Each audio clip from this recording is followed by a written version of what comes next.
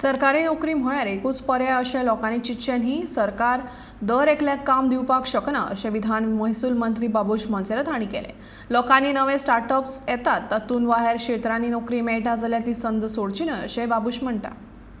People should basically not focus only on government. So that is important. So government is not here. See, last time CM had said 10,000 jobs. 10,000 jobs, whatever he said that.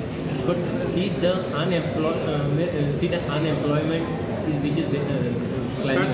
Startup is alternative. So people should come forward to do that. Government is helping in all ways as far as giving a boost to the startups.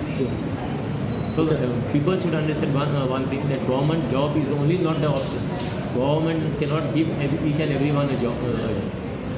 But you all try in other fields also. Don't just wait saying that I am going to get a government job. I will wait till I get a government.